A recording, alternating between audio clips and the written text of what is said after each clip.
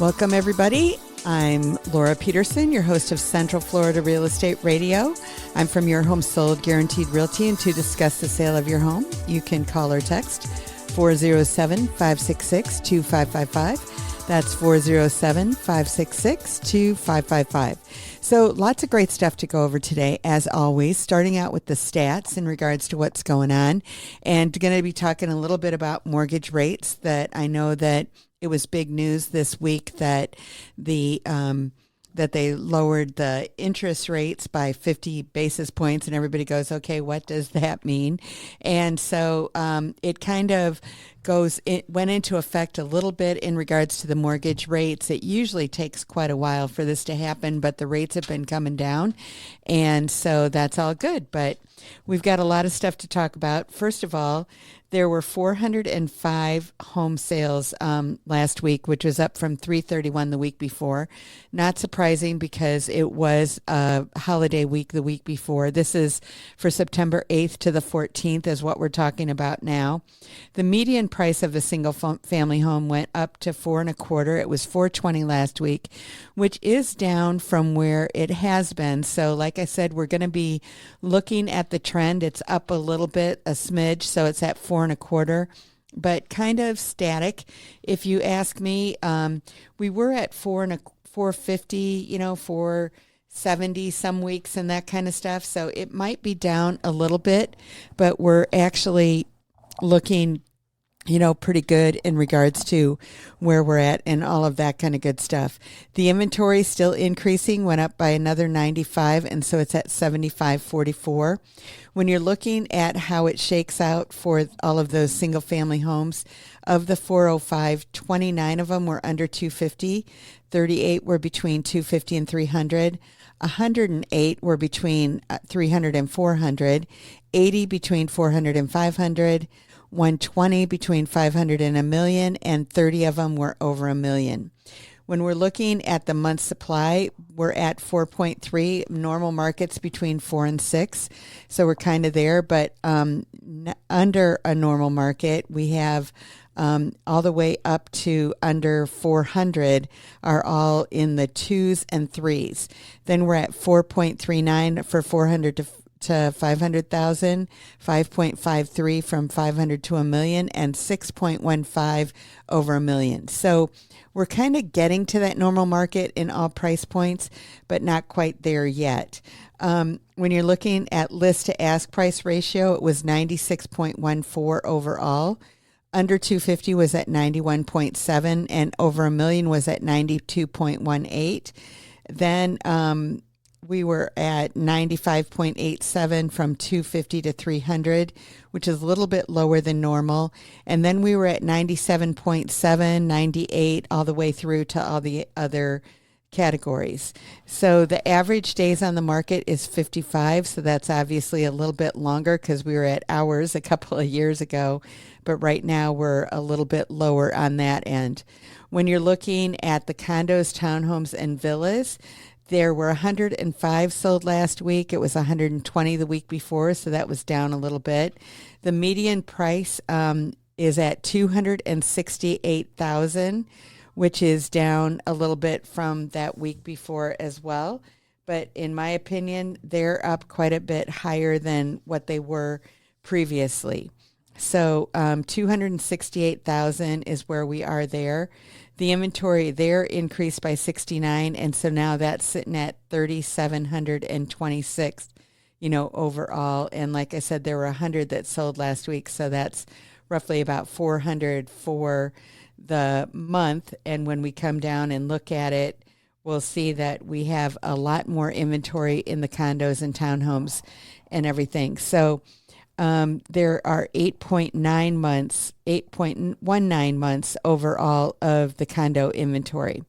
So if you're looking at under 250 of those 106, 48 of them were under 250, 16 between 250 and 300, 25 between 300 and 400, 9 between 400 and 500, 7 between 500 and a million, and none of them sold over a million last week.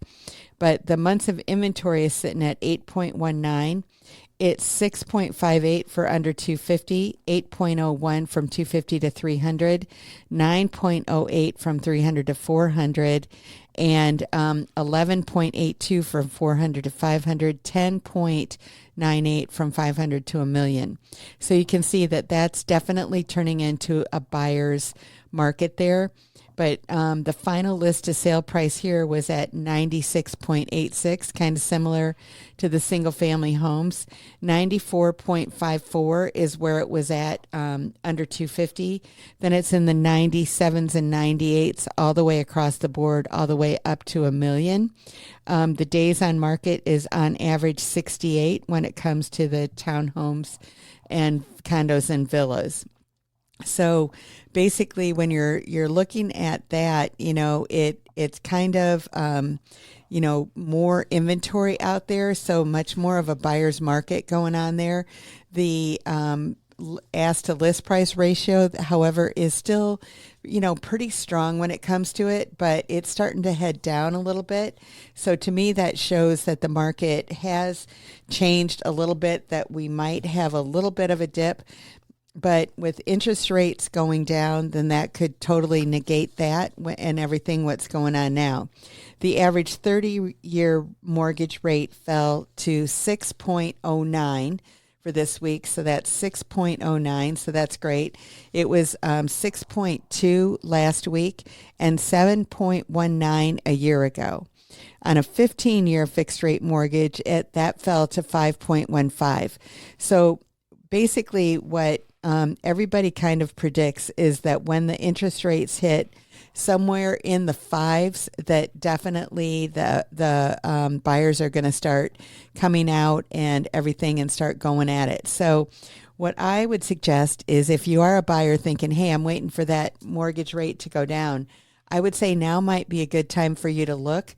And then you can lock in your interest rate when it happens.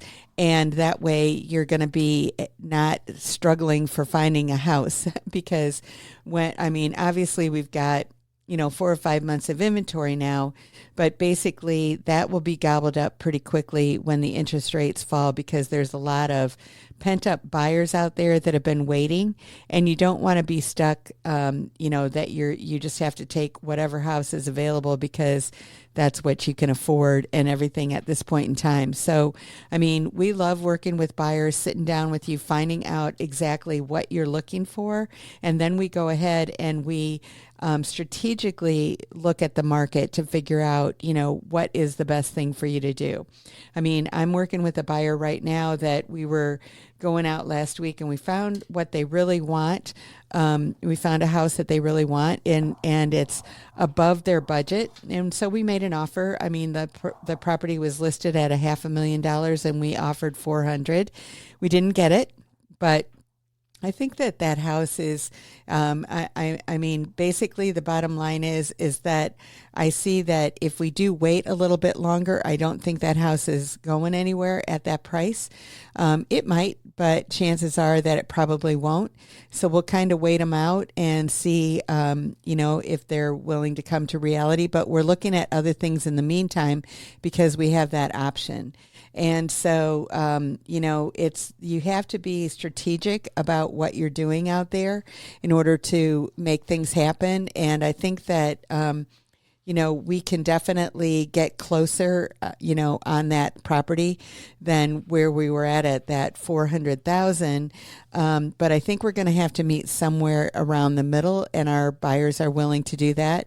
And so the seller just has to be realistic, about that as well, because it's probably not going to appraise with the way that it is. And it's got a few upgrades that need to be done, to the home. There's some nicks out in the tile and stuff like that. And the seller's going to have to understand that when everything isn't perfect, that they're going to get a lower price. And so in this market, when buyers have choices, that's absolutely what's going on. So you just have to be aware of that. So in order to get in touch with us, you can call or text 407-566-2555. You can find us online at centralfloridarealestateradio.com, and we'll talk to you after the break. Welcome back, everybody. I'm Laura Peterson, your host of Central Florida Real Estate Radio. I'm from Your Home Sold Guaranteed Realty, and to discuss the sale of your home, you can call or text 407-566-2555. That's 407-566-2555. So one of the things that is out there that we talk about every once in a while, and probably should a little more often, is that the new builds and what's going on with them out there. So Florida leads in affordable new home construction, with smaller, low-priced builds driving down costs and addressing the housing shortage. So that's one thing that they're saying, but also the thing that it's interesting to note about that Florida is doing is that our price per square foot premium on the new builds versus existing home listings is basically that Florida is number 4 there in the country. So basically that means that you can almost buy a new build for less than what you can buy an existing home out there for. So that's something that's obviously interesting. And like we talk about all the time is that there are so many new build construction communities that are going on out there that you really need to have someone help you navigate through them. I mean, you can go to any of them and see a floor plan that you like, but you might not realize that there might be what they call a CDD there, that you could go to another community and not have that. And you go, well, what is a CDD? So a CDD is a community district development that is a special taxing authority, for that particular community. So the taxes in that community are going to be higher because of that. And it can be higher, $1,000 a year, $2,000 a year, are some of the norms of what you kind of see out there. So obviously since it's built into the tax base and it was built for maybe the infrastructure of that community and everything, that they figured out the way to get that done, and the builder or the developer decided to do it that way because what it did is it freed up their money that they didn't have to build the community pool perhaps, or maybe it's the roads that are in there or whatever, any myriad of different things. Maybe it's just for the streetlights alone, who knows? But basically, when it comes down to it, that this community district development, that's a special tax assessment that's on that house, is going to increase the houses in that community by that amount forever or whatever, is what I think they're pretty much for. Sometimes there's a bond portion and sometimes there's a maintenance portion. So the bond portion may be able to go away, but the maintenance portion does not. And if you're looking, for example, in the villages, I know that they have a bond portion and maintenance portion, and when you're looking at houses there, many of the houses say this bond is paid on this home, so that you know that the taxes are going to be less. And one of the things that I think is a little misnomer on the taxes that are in the any of the places that you look out there, if you compare a house with what the taxes are now and what you're going to be paying, that may be completely false in regards to what you're going to be paying on that particular property. I was working with somebody last week and they were saying, hey, the taxes here are really cheap, and so I think that we want to go with that house. And I said, well, you do have to realize that when you purchase that property at the price you purchase it, the taxes are going to reset. And so they weren't aware of that at all. But that's how it works. So if someone has the property homesteaded, when they go and sell the property, that homestead is going to go away and you can get a new homestead, but you're going to have to come up to what the current tax rate is for that. So the lenders are aware of that. And when they're figuring out how much you can afford in what area that you can afford, they're going to go ahead and calculate that out in regards to figuring out what the deal is and how it's going to work and all of that kind of good stuff. So you do have, but that is something that you do have to be aware of. Now, if you are in a home right now and you're homesteaded and you're going to port that homestead with you, yes, you can do that, but that is very complicated. I know how to calculate pretty well what the taxes are going to be if it's going to be homesteaded next time and you're going to purchase the house for this price. I can come up with a pretty good analysis in regards to what it is. And many of the counties have a tax estimator that you're going to buy this house at this price, and this is what your taxes are going to be. And it asks you, is it going to be homesteaded or not? So that's something that you can definitely look at and know, and all of that kind of good stuff. But the portability is a little bit outside of my brain power, or I know a little bit, like how it works, but the best way to do it is to just go ahead and call the county where you're at and where you're going to go, and say that you live here now and this is what you're paying in taxes, and then what is it going to be at the new place, and they'll be able to tell you. And a lot of times it's based on how many years that you've lived there and how it's all calculated.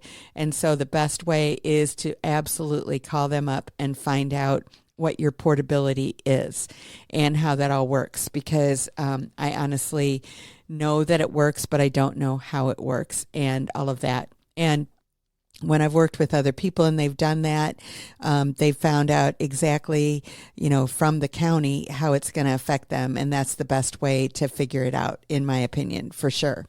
But if you're not porting your taxes, then it's fairly simple to figure out what your taxes are going to be in a ballpark based on the purchase price that you're going to pay. And so we calculate those out for you all the time so that you have a pretty good idea in regards to what it is. But if you're buying a $400,000 house in, say a specific neighborhood, then that same, and you're going to buy another, and you're looking at another house in that same neighborhood that's costing $400,000. Well, guess what? Your taxes are going to be pretty similar on both houses. So, in 99% of the time. So basically, it's fairly easy to come up with. But you do have to know that that's something that you do have to be aware of. But if you're in a neighborhood that does have the CDD, which is kind of where I started and went off on that tangent, then you're going to have to know that that CDD is going to be added on top of what the regular millage rate and everything is for that particular area subdivision when it comes down to it. So it's fairly simple to figure out, but again, something that we definitely need to do and look at.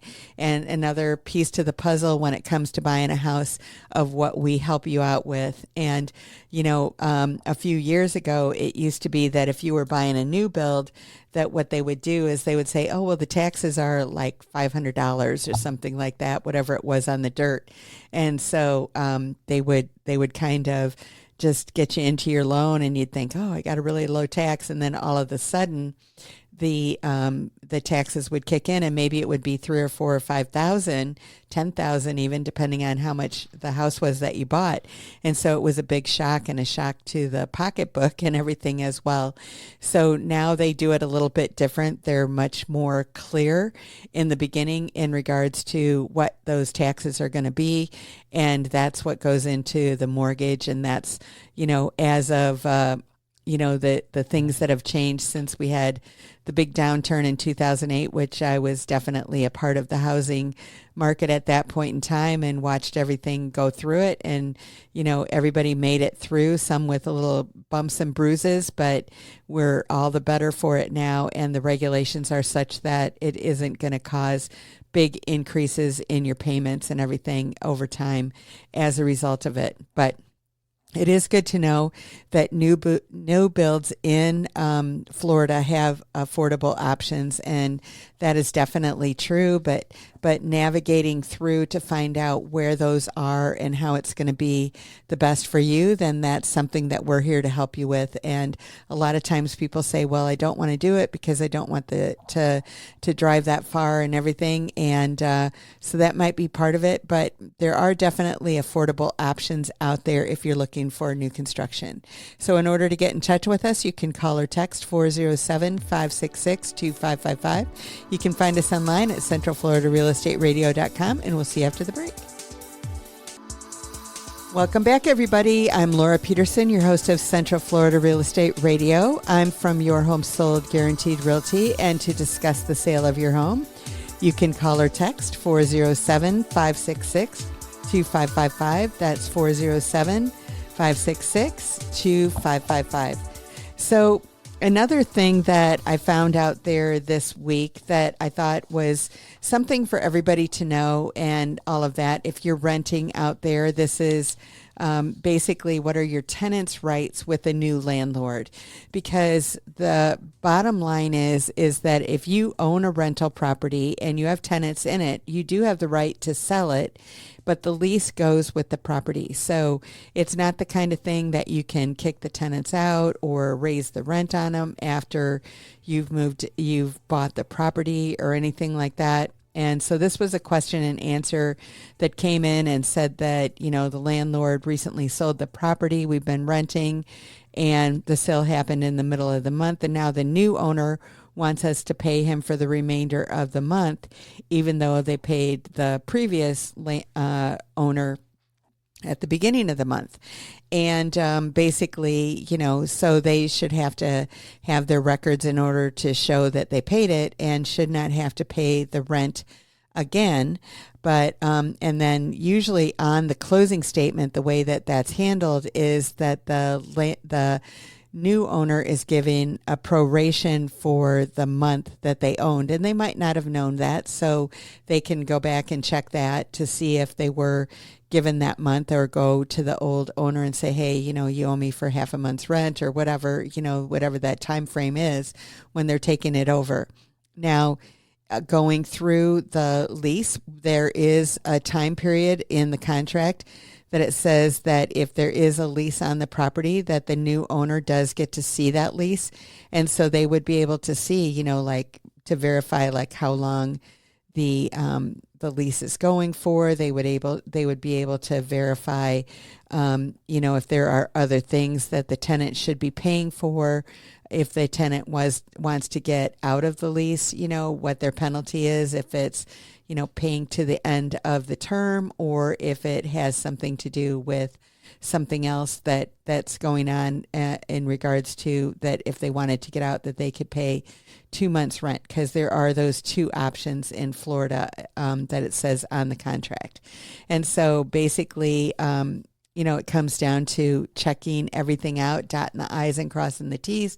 But basically, when it comes to selling those types of properties that do have tenants into it, then everything should be transparent and everything should be determined way before the closing date in regards to what's going on and all of that kind of thing. And so generally what happens if we've got a house in that position, we usually do talk to the tenant and say, hey, there is a new owner buying it and everything. And so just letting them know. And sometimes the tenant will say, well, is it okay if we move? And so then we could go back and talk to the new owner and say, hey, if the tenant wants to leave now, are you okay with it? And sometimes they are and sometimes they aren't. But you can always ask the questions and see, kind of what's going on. And I think that's the best way to do it, is just transparency and negotiate all those things out and see if it's something that's a win-win situation for everybody. Because if the tenant wants to leave and the new owner wants to do something else with the property, then why not? But if the new owner was buying it because they had a renter in place, then obviously that's not going to fly and everything's going to stay kind of the way that it is. But it just comes down to being clear in regards to everything that's going on when it happens with a rental property. And that makes it all clean and green and a win-win situation, like I said, for everybody in regards to what's going on and all of that kind of good stuff. On another note that is not necessarily good news, but it's news, and that's basically in regards to the Surfside situation and what's going on with that. And I think it was probably about a year ago that I reported what was happening on Surfside down there, because they're really trying to figure out. So if you don't know what I'm talking about when I'm talking about Surfside, so there was it was in 2021, the Champlain Towers South condo collapse was one of the most complex building failure investigation ever undertaken. Now, this was a condo that collapsed in the middle of the night. There were 98 deaths as a result of it. And so they're really trying to find out a lot in regards to what happened on this, and so it never happens again, and all of that kind of good stuff. And so basically the report was supposed to come out in 2025, and now they're saying that delays they expect that it's going to come out in 2026, which is going to be 5 years after the fact in regards to what happened. Now, as a result of that happening, however, there are good things that have happened so far in other condo complexes. This is obviously a high rise. I'm not sure how many stories it had, but it's probably in the neighborhood of 20 or so. But basically, any condo that is over 4 stories now has to have additional testing and everything done on it to make sure that everything is solid and secure and all of that kind of thing. The report that I had read and found last year had said that the preliminary findings were is that they thought that the pool deck had collapsed, and as a result of that collapsing, that kind of was holding up the big building, which is, kind of makes sense, but at the same time is kind of scary. And so they were thinking that possibly the pool deck collapsing then caused the rest of the building to collapse, which obviously is very interesting, but not what you want to have happening. So basically, they're really looking very diligently into this to find out what happened, to make sure that all of the condos are very secure. So now there are tests that need to be done on, like I said, buildings that are over 4 stories. And so those cost more money. So that did cost a lot of condo association fees to go up because of these reports and everything that are being done, these investigations on these buildings to make sure that everybody's safe. So it's kind of a good news, bad news, kind of situation to make sure that it costs a little bit more, but safety obviously is very critical. And the investigation on this Surfside right now has cost more than $33 million so far to investigate this building. So that's just on that one. And so kind of crazy and all of that kind of stuff in some regards, but on the other regards, not at all. And so there was major structural damage and a major error in the design of the pool deck is what they have said. And so that was found in 2018. Repairs were postponed, and amid disputes over costs as units owners faced a $15 million bill and massive individual assessments. Obviously having that building collapse was much worse than that. So the state has stepped in to make sure that all of the condo associations are basically taking care of what they need to make sure that there aren't any lives lost, which is obviously a good thing.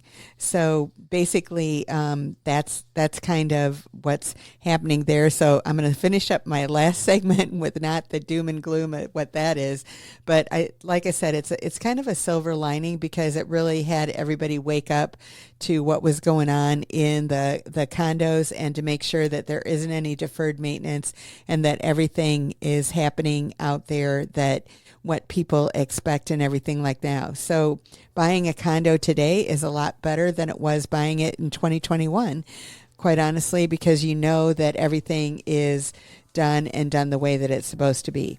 So in order to get in touch with us, you can call or text 407-566-2555. You can find us online at centralfloridarealestateradio.com, and we'll see you after the break. Welcome back, everybody. I'm Laura Peterson, your host of Central Florida Real Estate Radio.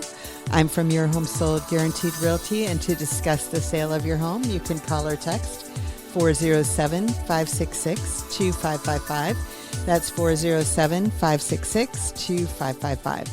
So with the inventory increasing a little bit and the interest rates coming down, as a buyer, you do have more choices. But as a seller, you're going, oh, my goodness, how am I going to get my home sold? And I've run into a couple of people lately that had their properties listed and they were not getting the results that they necessarily wanted, and they didn't know what to do because they had already moved out of the house. They already had a new mortgage, and they're paying two mortgages. And so it's kind of a tough situation to be in. And so, I met with them. They reached out to me, and we met and went over their options in regards to what they could do. And basically, there are options for you that you can get a buyer probably within a month. I mean, I could give you a buyer today, basically, for that property that it's going to give you the majority of your money now. You're not going to have any carrying costs or anything, and then you're going to be able to sell it again. So basically, with that situation, it gives you options in regards to stop paying that payment. You're going to get the best payment that you're the best deal that you're going to get on that particular property, because they're going to sell it at market value. They're institutions that do this all the time, and kind of like your car. Like, so you might trade in your car, right? And that's turning it into the dealer where you're buying that new car. You might be getting a little bit less than if you sold it on the open market, because of their fees, and that kind of stuff is basically the difference, which is the same thing here. So you might get, one of them is just a couple percent, one of them's 3%, 4%, 5%, up to 6% is basically, what you might have in additional fees in getting your house sold this way. But it takes a lot of the stress out of your life. And so basically, if you're sitting on a lot of equity, this might be a really good option for you to do. But if, you aren't sitting in that position, then you might have, we have other options and that kind of thing in regards to what you can do as well. But basically, it is becoming more and more important today to have your house looking the best that it can look. And so there are a few things that you can do to make sure that it is going to, be that way. And the first thing is to make sure that it's clean. Putting some paint on the wall might be another thing that you might want to do, or removing some wallpaper to make sure that it's up to date and everything that you want to have there. You might want to get rid of old tech. I mean, I did sell a house recently a few months ago. Wow, it's time's traveling. I think it was actually before the end of the year, that had a cassette player in the house, and the kids are going, "What is this?" And everything. But you could play a cassette and it would play in all the rooms around the house. So that was something that they were just like kind of laughing at, and one of the first things that they were thinking was going to go. And so those kinds of things are things that definitely might make a big difference when it comes to selling your home. Then you want to make sure that you can light it up, because people want to have a light house. I was doing a walkthrough with a new buyer, with a buyer that was buying a house that I had listed, and we were all there talking about it last week. And basically, the main reason why they chose this house above other houses was because it had so much light coming in, both the front and the back and the sides and the house and the windows and all of that kind of stuff. So having the house available, I mean, it didn't hurt that when you walked in as well that you saw a great pond, very serene view and everything, but it was the way that the house was lit just from the natural lighting that made a big difference in regards to this particular buyer. So you want to make sure that you can light it up as much as you can. And I know so many people, when they put their house on the market, they're like, I want to close the blinds. And I'm like, no, let's keep them open, because we want to definitely make sure that everybody can see the light when they come in there, that you don't even have to turn on the lights. I mean, obviously we're going to turn them on, but we want to make sure that that's happening as well. And then we want to make sure that everything, that the accessories are, there, but not overpowering and everything. And so that's another thing that we want to do. What you want to make sure that you take care of the outside. Right now, we're you can see the growing season is slowing down a little bit, which is kind of nice. So you don't have to cut your grass every couple of days. But basically, you still have to keep it trimmed up, and it still has those things that you can cut the grass one day and the next day you can see this weed popping out and you're like, where in the world did that come from? But so you want to make sure that, because we've had many people that have come up to a property and then they look at what's going on next door and they're like, oh, I just don't even want to see that house because of that. So you don't want to forget the outside when it comes to that. So that's very important as well. But, so basically the bottom line is that you definitely want to make sure that you've got your house looking in its best way. And that's just going to make a huge difference. I was looking at a house earlier this week, that actually I'm using for the house of the week this week. And it actually was beautiful. The people, when they bought it, it wasn't in bad shape, but they have done everything to it, because basically the bottom line is that they planned on living there for a long time. But now guess what? They've decided to move to Georgia. So as a result of that, they're going to walk away from that with losing probably a little bit of money on it, because they just put in a new pool in April. So they've had it for this season and that's it.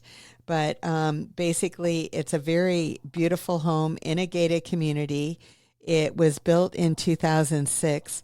It's had a new roof in 2023. The new air conditioning unit was also put into the property. Like I said, it has a new pool that was put in April, but basically, what they have the before and after pictures of this house. It's 2,392 square feet under air, and it is a 4-bedroom, 2-bath house, and it's on over a quarter of an acre, like I said, in a gated community. But the only things that are the same as when they bought it, which, like I said, was not that long ago, is basically the structure. They've got new flooring, they've painted the walls, new roof, new kitchen, new bathrooms. You pretty much name it, it has been done. So it's currently at $565,000 in a gated community, 2,392 square feet, and ready for a new owner because they're moving out of state. Now, this is an original Floridian. They had moved out of state a while ago, and then they moved back because their kids were here and they wanted to be closer to the kids. Well, the kids moved, so guess what? Now they're moving. So that's the whole reason behind it. But if you'd like more information, just get in touch with us and we'll get it off to you, and that'll be great. But in order to get in touch with us, you can call or text 407-566-2555. You can find us online at centralfloridarealestateradio.com, and we'll see you next week. Have a great one, everybody. Bye-bye.